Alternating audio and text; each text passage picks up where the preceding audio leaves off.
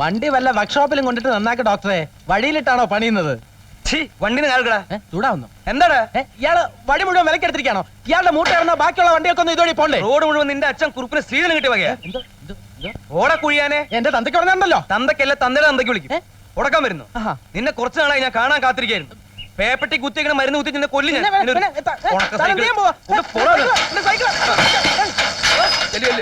ഇതിനെ പ്രതികാരം എന്റെ പേര് എന്നെ പറ്റി അറിയില്ല നിനക്ക്.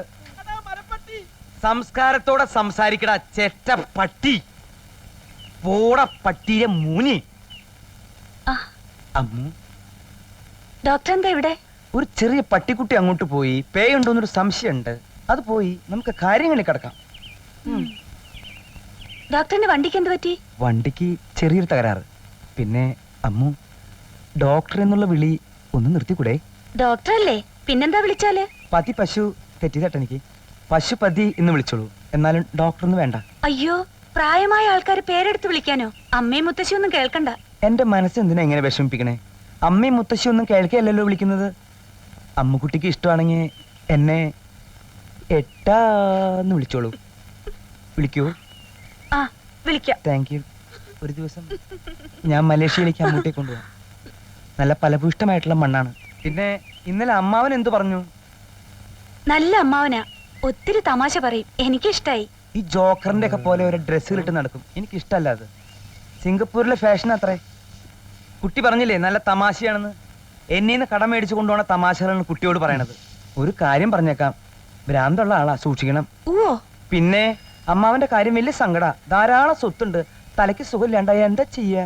അയ്യോ, അത് ഞാൻ അറിഞ്ഞില്ല. അത് ഞാൻ അറിഞ്ഞു, അതുകൊണ്ടല്ലേ പറഞ്ഞത്. സമയായി, ഞാൻ പോട്ടെ. എനിക്ക് സമയമായിട്ടില്ല ഏട്ടാ.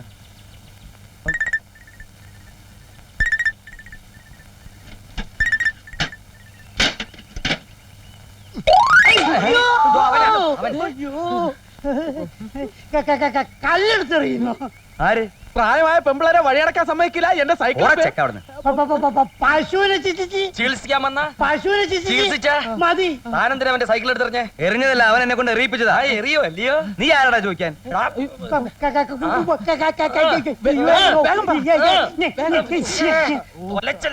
എന്താ എന്താ പിന്നെ ഇയാളോട് ഒരു കാര്യം പറഞ്ഞ് മനസ്സിലാക്കി കൊടുക്ക്. ഡോക്ടറാണെന്ന് വെച്ച് ഓക്കണം കൊട്ട് ആൺകുട്ടികളോട് കളിച്ചാൽ അടിച്ച് ഷേപ്പ് മാറ്റും. വണ്ടിയുടെ മുമ്പിൽ നിന്ന് മാറി നിൽക്കണം. വണ്ടി കയറ്റി കൊല്ലു ഞാൻ. കളരി അഭ്യാസം പഠിച്ച തറവാട്ടുകാരാ, സൂക്ഷിച്ച് കളിക്കണം. അല്ലെ തല അരിഞ്ഞിടും. എങ്കിൽ കളരി മുറ തന്നെ കാണാം.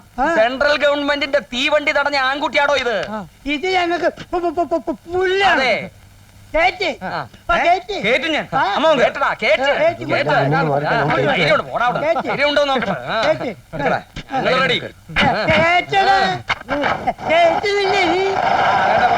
വണ്ടി പുറകോട്ട് ഉത്പലാക്ഷൻ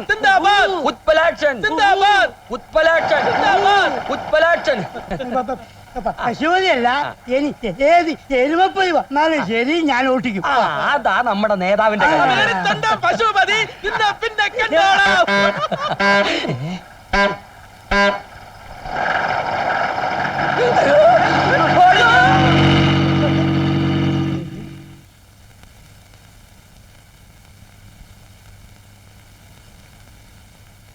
എന്താ പ്രസിഡന്റിന് ഇത്ര ആലോചന? മനസ്സിൽ എന്താണാവോ? ഒരു കാര്യത്തെ പറ്റി ഞാൻ അങ്ങനെ ആലോചിക്കായിരുന്നു. എന്താ കാര്യം? എന്റെ മനസ്സിൽ തോന്നിയ ഒരു ആലോചനയാ. എന്താണാവോ? അമ്മൂന്റെ കല്യാണക്കാരിയാ. ഏതാ ചെറുക്കൻ? ചെറുക്കൻ അവക്ക് നമ്മുടെ ഡോക്ടറെ ഒന്ന് ആലോചിച്ചാലോന്നാ. ആവൂ, ഇതെങ്ങനെ അങ്ങോട്ട് പറയണമെന്ന് വിചാരിച്ചിരിക്കായിരുന്നു ഞാൻ. അതാടി പൊരുത്തം എന്ന് പറയുന്നത്. എന്നാലും എടാപിടിന്നൊന്നും വേണ്ട. അങ്ങേരുടെ വീടും നാടും ഒക്കെ ഒന്ന് അന്വേഷിച്ചിട്ട് മതി. കൊള്ളാവുന്നിടത്താണോന്ന് അറിയണ്ടേ? ഇതാ പെൺബുദ്ധിയുടെ കുഴപ്പം. കൊള്ളാവുന്ന കുടുംബത്തിൽ പിറന്നവർക്ക് ഡോക്ടറും വക്കീലും ഒക്കെ ആകാൻ പറ്റൂ. പിന്നെന്താ, അങ്ങേരൊരു ബ്രാഹ്മണൻ. പണ്ടും പെരുമ്പിലാവിലെ പെണ്ണുങ്ങൾക്ക് ബ്രാഹ്മണര് സമ്മതം വെച്ചിട്ടുണ്ട്. എന്നാലും ആ കുറിപ്പിനോടൊന്ന് സൂചിപ്പിക്കായിരുന്നു. എന്താ ഇത്? ഇടി നീ മനസ്സിൽ കാണുമ്പം ഞാൻ മരത്തെ കാണും. എന്ത്? കുറുപ്പിനോട് പറഞ്ഞു കഴിഞ്ഞു, അയാൾ ഡോക്ടറോട് സംസാരിക്കാമെന്നും പറഞ്ഞു കഴിഞ്ഞു. ആഹാ, അത് കൊള്ളാമല്ലോ. താൻ ഇവിടുന്ന് എങ്ങോട്ട് പോയാലും വേണ്ടില്ല, ഈ കല്യാണത്തിന് കൂട്ടിക്കാൻ എന്നെ കൊണ്ട് പറ്റില്ല. കുറുപ്പ് സാറേ, എത്ര കാലം ഞാൻ ജയിലിൽ കിടന്നു, എവിടുന്നെല്ലാം ഞാൻ തല്ലുകൊണ്ടു. സമാധാനമായിട്ട് ഒരു നേരത്തെ ഭക്ഷണം കഴിക്കാൻ പോലും എനിക്ക് സാധിച്ചിട്ടില്ല. എടോ, എല്ലാവർക്കും ഒരു സമയമുണ്ട്. എനിക്ക് ഇപ്പോഴാ സമയം വന്നിരിക്കുക. ദൈവത്തെ ഓർത്ത് താൻ എൻ്റെ കൂടെ നിൽക്കണം. ഇങ്ങനൊരു കാര്യം ആലോചിക്കുന്നത് പോലെ ശരിയാണെന്ന് തനിക്ക് തോന്നുന്നുണ്ടോ? ശരിയാണെന്ന് എനിക്ക് നന്നായിട്ട് തോന്നുന്നുണ്ട്. ഇനിയുള്ള കാലമെങ്കിലും ഒന്ന് ജീവിക്കണം എന്നൊരാഗ്രഹം, സമാധാനമായിട്ട് ഒരു കൊച്ചു കുടുംബമായി സ്നേഹത്തോടെ സന്തോഷത്തോടെ. അത് നടക്കാൻ പോകുന്നില്ല ഭൈരവ. എന്നെ കൊണ്ടൊന്നും പറയിപ്പിക്കരുത്. തൻ്റെ മകളെയോ പെങ്ങളെയോ അമ്മയുടെ അനിയത്തിനെ ഒന്നും അല്ലല്ലോ ഞാൻ കെട്ടാൻ പോണത്. പിന്നെ തനിക്ക് എന്താട്ടോ ഒരു കഴപ്പ്? എനിക്ക് ഇനി ഈ നാട്ടിൽ കഴിയേണ്ടതാ. ദൈവം എനിക്ക് കാണിച്ചു തന്ന ഒരു വഴിയായത്. അതിന് വഴിമുടക്കിയായിട്ട് താൻ വന്നാൽ ഞാൻ തൻ്റെ കാലനായി വന്ന് കഴുത്തിൽ കയറിട്ട് വലിച്ച് നേന്ത്രവാഴത്തടത്തിൽ കുഴിച്ചിടും.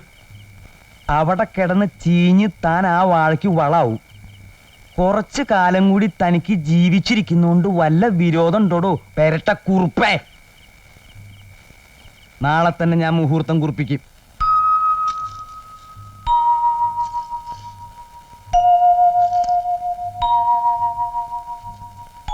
മേഡം രാശി പൊരുത്തങ്ങളൊക്കെ മഹാ ഉത്തമമാണ്, അല്ലാത്തതൊക്കെ മധ്യമമാണ്. മുഹൂർത്തം നോക്കിയോ? വല്ലോ, അതല്ലേ പ്രശ്നമായത്. നടക്കുകയാണെങ്കിൽ 6-ാം ദിവസം നടക്കണം. അത് കഴിഞ്ഞാൽ 3 മാസം കഴിഞ്ഞതിന് ശേഷമേ ശുഭസമയം കാണുന്നുള്ളൂ.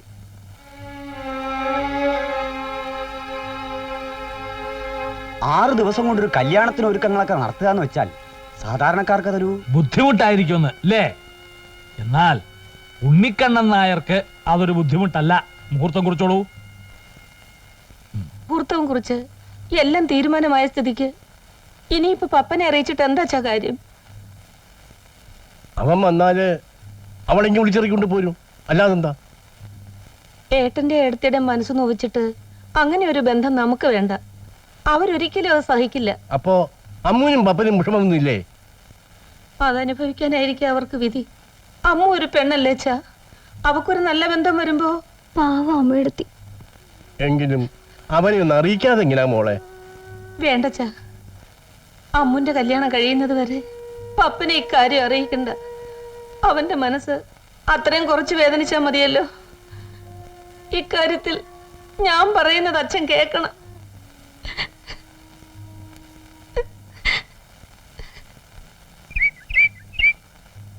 ഇഷ്ടമല്ലെന്ന് ഇനിയെങ്കിലും അമ്മൂടത്തേക്ക് പറഞ്ഞൂടെ? എന്റെ ഇഷ്ടം ആരാ നോക്കുന്നത് ഉഷേ? ഒക്കെ വിധിയാണ്. ഈ പപ്പേട്ടനൊന്നും വരാൻ തോന്നിയിരുന്നെങ്കിൽ. എല്ലാം എന്റെ തെറ്റാ. പാവം പപ്പേട്ടനെ എത്ര വട്ടം അപമാനിച്ചു.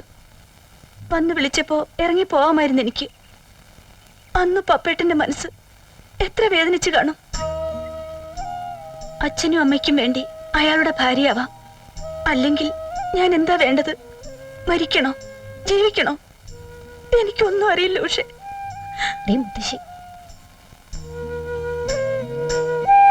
ഇനി എന്താടി സ്വകാര്യം പറയാനുള്ളത്? ഒക്കെ കഴിഞ്ഞില്ലേ? അമ്മോ വാ പോവാ.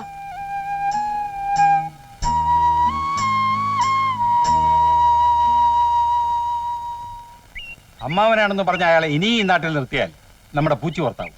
ഇപ്പോൾ തന്നെ ശത്രുപക്ഷത്തായാൽ. കല്യാണം കഴിയുന്നതുവരെ അയാളിവിടെ നിൽക്കട്ടെ.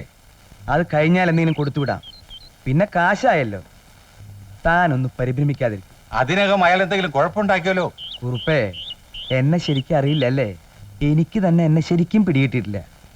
വേണ്ടി വന്ന ഭാരതപ്പുഴയിൽ ഒരു ശവം തത്തിക്കളിക്കും, ഒരു അജ്ഞാത ശവം. തനിക്ക് വല്ല വിരോധമുണ്ടോ? എനിക്ക് പേടിയാവുന്നു സാർ. താൻ ധൈര്യമായിട്ടിരിക്കെ. ഈശ്വരാധീനുണ്ടെങ്കിൽ ഈ പരിശുദ്ധമായ പോക്കണംകോട് പഞ്ചായത്ത് ഞാൻ കുട്ടിച്ചോറാക്കി തന്റെ കൈ തരാം. അല്ലെങ്കിൽ ദേ ഇങ്ങനെ വിളിച്ചോ.